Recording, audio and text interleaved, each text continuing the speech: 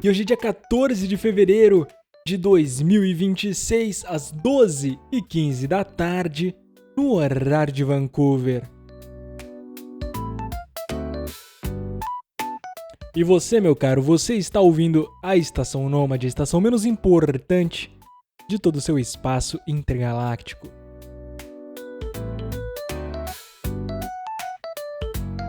Como que você está, meu querido ouvinte? Uma semana se passou desde o último episódio. Eu estou vivo, e você? Se houver conexão no além, por favor, me deixe saber, porque aí saberei para onde não ir. Porque no meu futuro, eu anseio por uma vida, por uma existência longe da internet, longe de aparelhos eletrônicos, longe da tecnologia.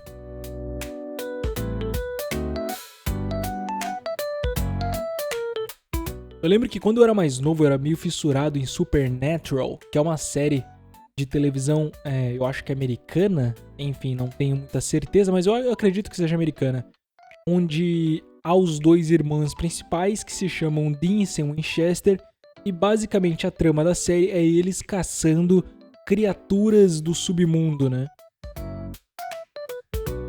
E eu digo que eu lembrei desta série porque nesta série há o conceito de céu. Lá para as últimas temporadas, assim, lá para temporada 6, 7, acho que são 14, 15 no total. E se você estava vendo Supernatural pela primeira vez e não sabia desta coisa e tomou um spoiler, foi merecido, porque é uma série muito antiga, cara. Não existe essa de spoilers para coisas antigas, mas enfim, voltando pra nossa linha de raciocínio, em Supernatural existe o conceito de céu. E o céu lá é basicamente o lugar perfeito para você, a coisa perfeita com o que você sonha. Aquilo que estaria no fundo de seu coração. Então, para mim, eu acho que o meu céu, caso eu vá para lá, seria uma grande floresta repleta de animais, araras. Eu gosto de araras. Teria também um cantinho onde nevaria, porque é o céu, não precisa fazer sentido. Eu posso ter neve num canto de uma floresta tropical. E neste cantinho haveria pinguins. Haveria dois pinguins que seriam muitos meus amigos. Porque pinguim é meu animal favorito, na verdade. Não é leão, não é elefante. Eu não acho que alguém tenha elefante como animal favorito. Talvez indianos, mas eu não sei. Não é girafa, não é rinocerontes, não. Meus animais favoritos são pinguins. E eu queria muito poder ter um pinguim de estimação, sabe? Eu queria muito poder ter um pinguim, nem necessariamente de estimação, mas ele pode ser um pinguim selvagem, contanto que ele olhasse pra mim de vez em quando e eu olhasse pra ele e acontecesse essa interação básica, sabe? Entre ser humano e pinguim. Eu gosto disso. Um dos meus filmes favoritos é Tá Dando Onda e Happy Feet o Pinguim. Quando eu era criança, eu quase quis começar a dançar balé só por conta de Happy Feet.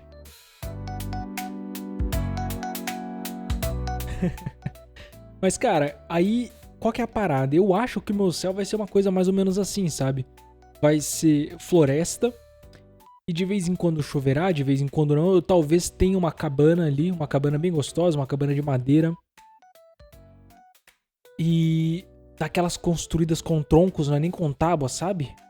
Putz, cara, isso daí seria sensacional. Imagina você senta na varanda da sua cabaninha de madeira, num dia de chuva, copo de café quentinho que você fez. Pode até ter fogão, não tem problema, tudo bem ter a tecnologia do fogão. Não precisa ser uma mini fogueirinha lá dentro. Eu aceito que tenha um fogãozinho, pela conveniência, sabe? Mas enfim, é o máximo. A tecnologia do fogão e da geladeira é o máximo ali. Porque passou disso eu já não quero, sabe? Eu não quero ter rede social. Imagina rede social no céu, que coisa chata. Todo mundo muito certinho, todo mundo muito honesto, sabe? Você não tem variedades e diversidades de pensamento porque tá todo mundo seguindo o trem do coração bom. Então assim, eu já desvio de rede social para não ter que interagir com divergências de pensamentos. Eu larguei do Instagram e do Facebook e de qualquer outra grande rede social justamente porque eu quero a todo custo evitar o estresse. Eu gosto de adormecer. Eu aceito adormecer sob o tapete da ignorância. Essa é a grande diferença entre eu e muitos de meus ouvintes, meus caros ouvintes. É que eu escolhi adormecer no tapete da ignorância e eu deito todo dia minha cabeça ali bem, cara, leve, sabendo que eu não entendo do que tá acontecendo no mundo, mas eu sou uma pessoa em paz.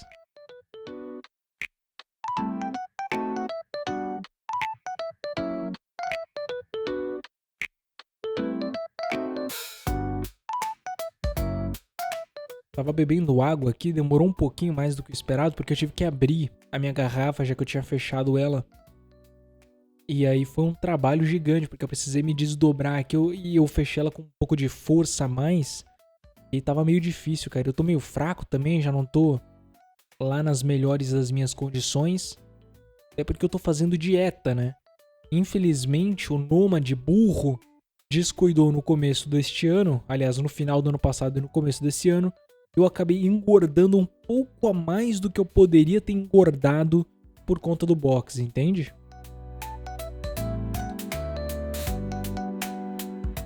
Então assim, pra quem não sabe, eu luto boxe e boxe amador, não profissional. Os dois são basicamente, tecnicamente excelentes, mas há diferenças pequenas assim entre um e outro, ao ponto de que são tantas diferenças pequenas que juntas elas transformam um em esporte e o outro em outro esporte, entende? Há diferenças, mas os dois são boxe. Enfim, no boxe amador, que é o que eu pratico, eu luto na categoria de peso de 145 a 154 libras, que dá em torno de 66 a 70 quilos, mais ou menos, sabe? Dá mais ou menos isso daí. E qual que é a parada? Eu me descuidei ao ponto de ir de 150 libras, que foi a última vez que eu lutei em outubro do ano passado, para 165. Ou seja, eu engordei mais de 15 pounds, né? Mais de 15 libras, que deve dar, sei lá, multiplica por mais ou menos, divide por mais ou menos 2 que você tem a quantidade de quilos que eu ganhei. Então é mais ou menos uns 6 a 7 quilos ali que eu peguei em pouquíssimo tempo, cara. É foda, é foda, ouvinte. Não tem como, cara. Eu não sou saudável. Eu não sou uma pessoa naturalmente adepta do estilo de vida saudável. Eu não tenho facilidade pra encaixar uma dieta, pra encaixar uma rotina de treino muito legal. Não. Eu sou muito sincero com vocês. Eu sou um cara preguiçoso. Eu gosto de comer. E é complicado, eu não como necessariamente porcaria. Eu gosto de comer até estourar. Até sentir que não cabe mais nada ela abaixo. Eu gosto de sentir a minha garganta cheia.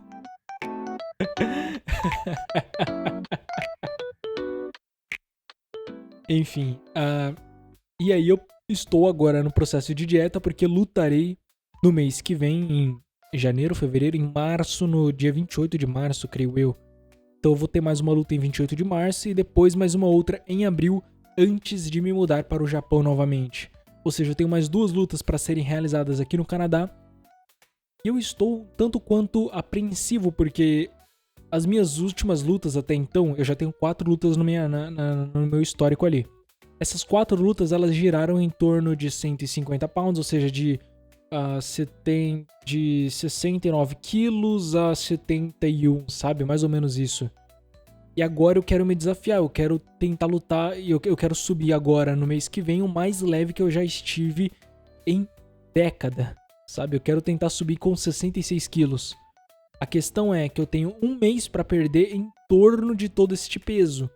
Porque no momento atual, aliás, é um mês e pouquinho, né? Porque ainda é 14 de fevereiro, não é como se fosse ali já no talo. Mas enfim, eu tenho em torno de um mês e um tantinho pra perder eu não sei quantos quilos. Porque eu tô com 73 agora, eu cravei 73. E eu tenho que subir 66. Então assim, são acho que 7 quilos, 6 quilos. Acho que são 6 quilos, eu não sei, eu sou ruim de matemática, mas eu tenho que perder 6 quilos aí em um mês. E pouquinho, vocês acham que dá? Eu tô confiante, eu acho que eu consigo. Minha estratégia será treinar muito, cortar o máximo de gordura possível, tentar chegar no dia anterior ali à luta com 67, com 68, e aí eu corto o peso de água completo de um dia pro outro e subo na balança com 66 de manhã lá e depois reidrato até da hora da luta. É legal que eu posso me chamar de atleta, né, cara? Eu me considero atleta. Eu tenho um estilo de vida um tanto quanto saudável e espero que você também tenha, ouvinte. Porque como eu já falei nos episódios anteriores, ficar trancado no quarto não dá, cara, não dá. Nem que você ande, sabe? Nem que você dê uma andada pelo seu quarteirão, isso já serve. É um bom começo. Mas quanto você possivelmente não faz nada da sua vida, eu falaria um pouco da minha para que você talvez tire como inspiração, talvez tire como alguma coisa. Mas na questão, por que eu me considero um atleta, pô? Eu querendo ou não, eu treino boxe 5 dias na semana. Dá 5 dias na semana, durante mais ou menos 2 horas por dia. E durante 3 dias na semana eu também corro.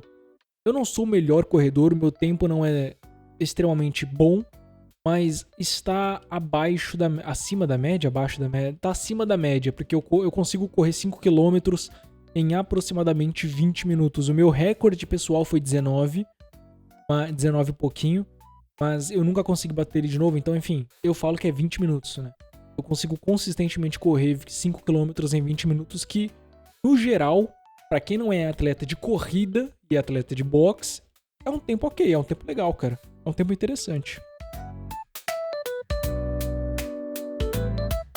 E ainda com estudo, trabalho, eu tenho tentado conciliar esses treinos.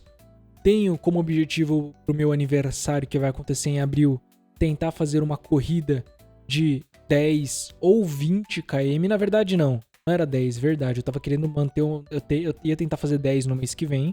E eu queria fazer uma corrida de 23 km em abril, porque teoricamente seria 1 km para cada anos de vida que eu tenho.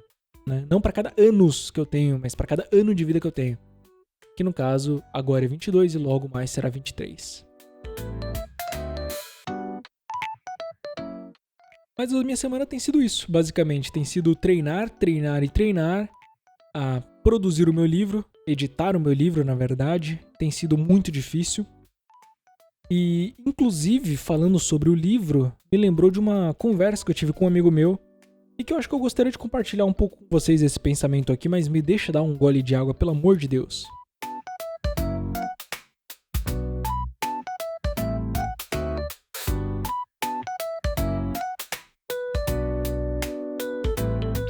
Enfim, um amigo meu, ele veio esses dias, eu creio que anteontem, perguntar para mim, Nômade?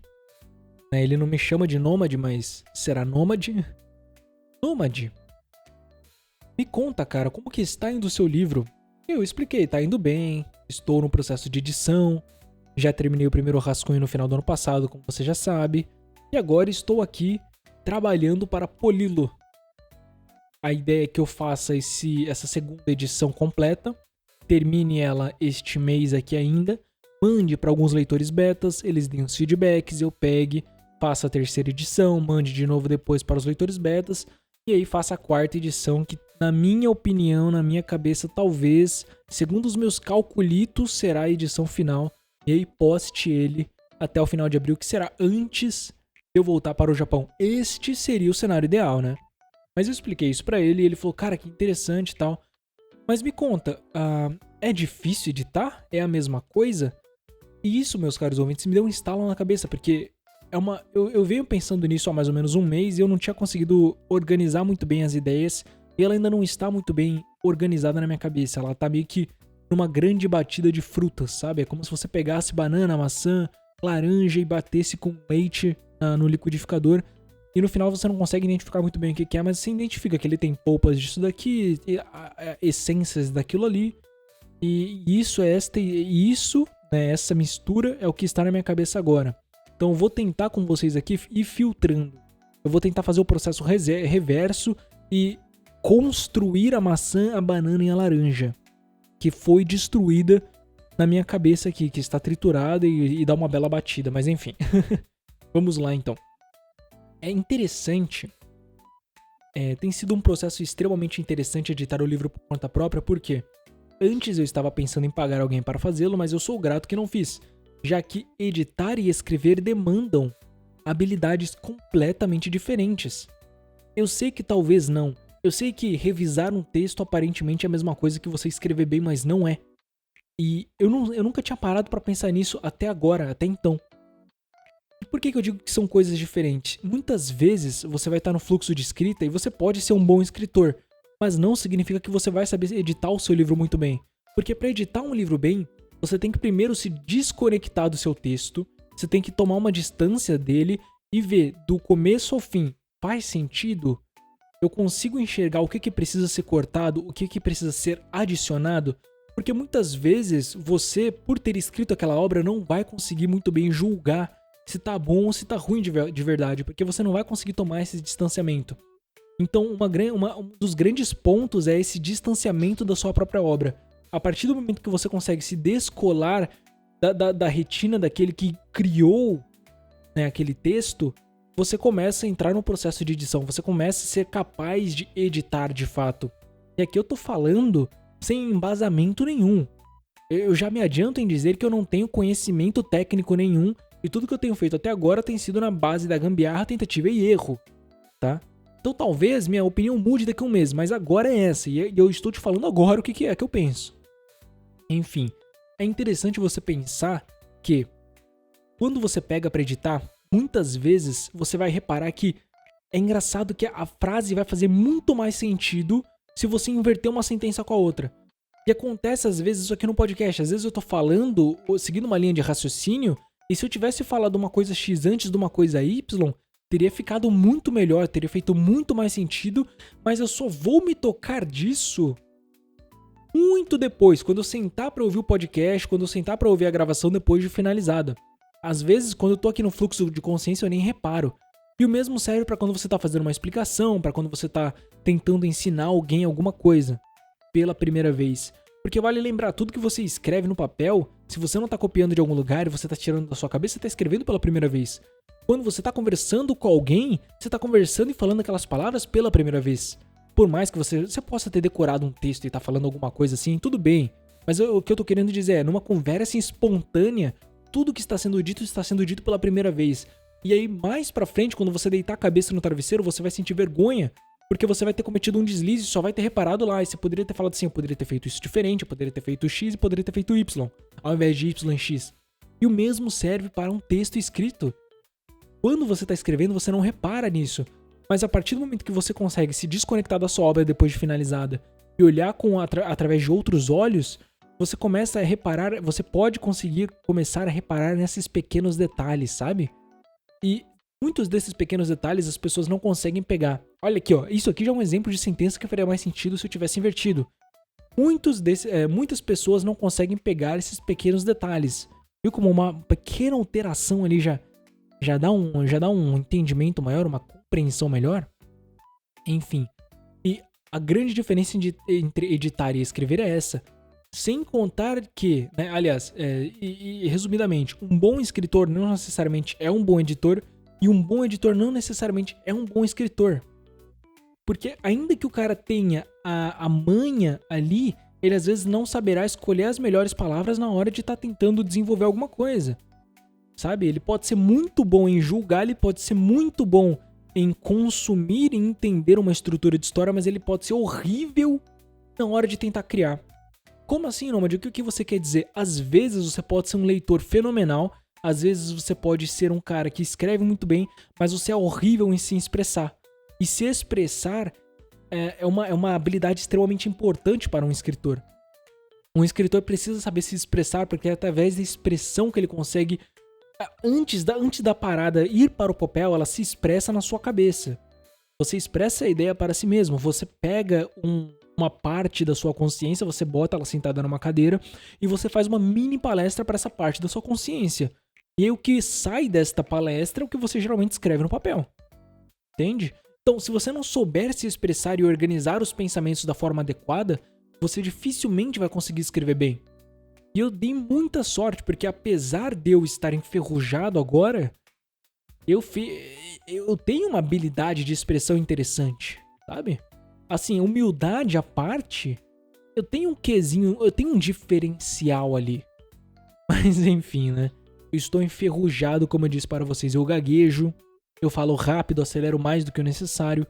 E muitas vezes eu perco o fio, eu pulo de um assunto para o outro sem completar o anterior. E vocês ficam boiando, cara. Mas quer saber de uma coisa? Eu estou enferrujado, eu estou velho. O nômade está perdido há muito tempo neste espaço e merece uma folga, um descanso, sem julgamentos. Deixa eu beber uma aguinha aqui de novo, vai.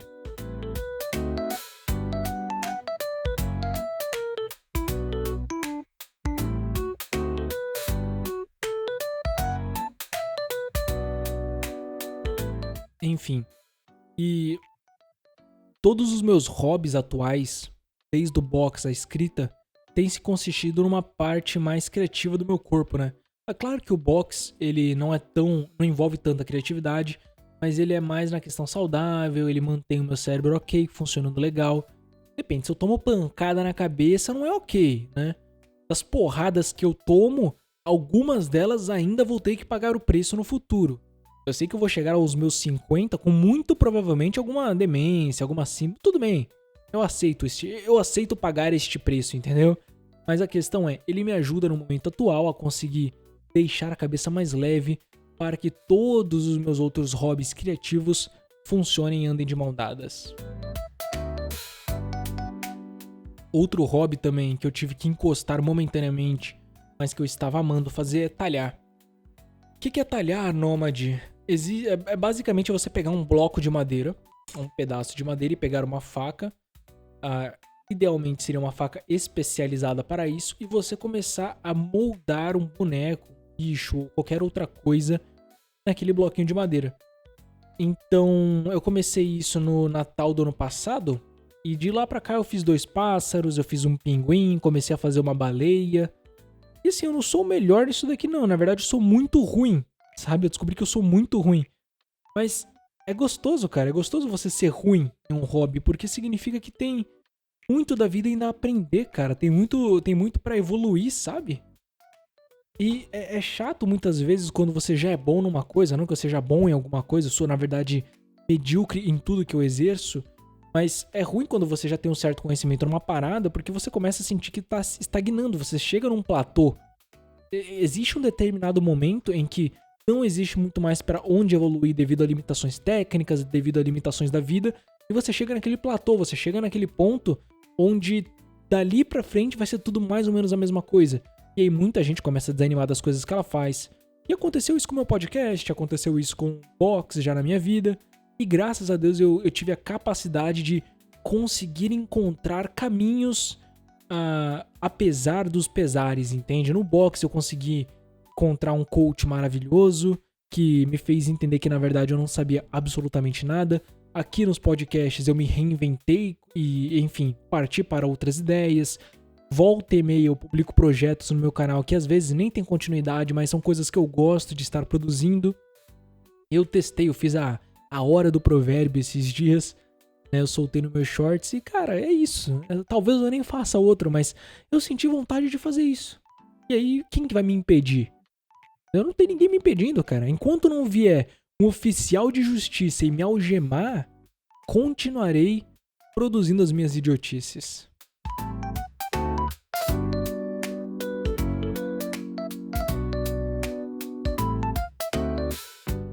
Enfim, a minha semana no geral foi isso, meu caro ouvinte. Treinei bastante, trabalhei um pouco mais, estudei. Tenho tentado arranjar um tempo para estudar, independente de quanto tempo seja. Isso é uma coisa interessante para te falar também.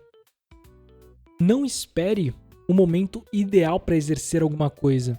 Porque se você for aguardar pelo momento ideal, você nunca vai se mexer, porque ele não existe. Sabe? Não existe, não existe. Comece, cara, sabe? Começa. Eu acordo todo dia mais ou menos em torno de 5 da manhã e eu tenho que pegar o transporte. Eu saio de casa às 5h30, 5h40, pego o trem 5h45, para 6h30 estar chegando no meu serviço, bater ponto, organizar as minhas coisas e começar a trabalhar 7 horas. Eu gosto de chegar meia hora mais cedo porque eu gosto dessa folga, eu gosto de, mesmo se houver imprevistos, eu ainda estar no horário, sabe? De qualquer modo, o que eu quero dizer é, Desses 45 minutos que eu fico sentado dentro do trem, eu gosto de pegar para estudar japonês. Às vezes eu não consigo, por exemplo, botar a melhor... Eu não consigo estudar da melhor forma possível. Às vezes eu tô muito cansado, às vezes eu tô com sono, às vezes eu só não tô com saco. Mas no final das contas eu tento sempre pelo menos fazer o seguinte, ó, cara, pelo menos 5, 10 minutos, sabe? Dos 45 que eu tô aqui, 5, 10 minutos pelo menos. E é legal que às vezes eu faço 5, 10 minutos e como eu já tô meio que, tipo, me forçando ali, eu falo, quer saber, eu já tô aqui, vamos lá. E aí eu faço mais 10, eu faço mais 15, mais 20. Então, por mais que às vezes você não tenha muito tempo pra fazer alguma coisa, se você tiver 5 minutos pra se comprometer a todo dia fazer aquilo lá, nem que seja assistir metade de uma videoaula, faça. Porque se for aguardar pelo melhor momento pra conseguir sentar no computador e aí você começar a estudar, ele nunca vai chegar. E aí você vai passar uma semana sem visualizar, sem revisar conteúdo, porque você simplesmente não achou a melhor hora possível pra sentar e fazer um bom estudo. Entenda, um pouco de uma coisa todo dia é melhor que muito de uma coisa uma vez a cada 2 semanas. Bote isso na cabeça, meu caro ouvinte, bote isso na cabeça. Que você veja uma videoaula por dia já será muito melhor do que tentar assistir 3, 4 no domingo, sabe? Então tente. Eu sei que a rotina é cansativa, eu sei que a vida de todo mundo é diferente e que a sua vida provavelmente é muito pior do que a minha nesse sentido de estar trabalhando. Muitos de vocês trabalham 12 horas, muitos de vocês têm que pegar muito mais tempo de condução do que eu. Mas se for possível, ouvinte, tente. Porque a vida só vai mudar se você se mexer e não adianta você esperar a hora certa para começar a tentar mudar. Enfim, não tenho muito mais o que dizer. Aliás, eu até tenho assuntos que eu quero abordar, mas que fique para outro dia. Por hora, eu creio que eu vou ficar por aqui. A verdade também, tenho 2 anúncios pequenos aí para falar. Visitem o canal do Candy Sugar, ele começou a produzir podcast, ele é um cara muito bom, ele produziu o episódio piloto na semana passada e esta semana, creio que ontem ou hoje, ele já soltou outro episódio, que seria o episódio 1, falando um pouco sobre as questões de profissão, questões de trabalho, da vida dele. Então tá bem interessante, convido vocês a assistir. Se vocês gostam do conteúdo que eu produzo, ou do conteúdo que o Unamic, que é meu outro grande amigo podcaster, produz, você provavelmente vai gostar, porque ele é uma mistura dos dois. Enquanto eu vou por um lado idiota, o Namik vai por um lado reflexivo, o Ken Sugar tá ali transitando e ainda se encontrando nesta trilha, neste caminho. Enfim, recomendo bastante. E quanto ao Namik, gravei um episódio ontem com ele no sábado, dia 13 pra mim. Aliás, na sexta-feira, no dia 13 pra mim, a gente gravou um podcast que deve estar saindo no canal dele esta semana, talvez na próxima. Tudo dependerá da boa vontade do nosso garoto. E a gente sabe que o homem tá muito atarefado, tem uma preguicinha aqui, outra ali, mas tudo bem. Enfim, muito obrigado por ter me ouvido até aqui. Espero que você tenha uma semana maravilhosa e quem sabe logo mais não apareça eu aí em alguma pequena live de sudoku aleatória. Enfim, fiquem em paz. A Estação Nômade se despede.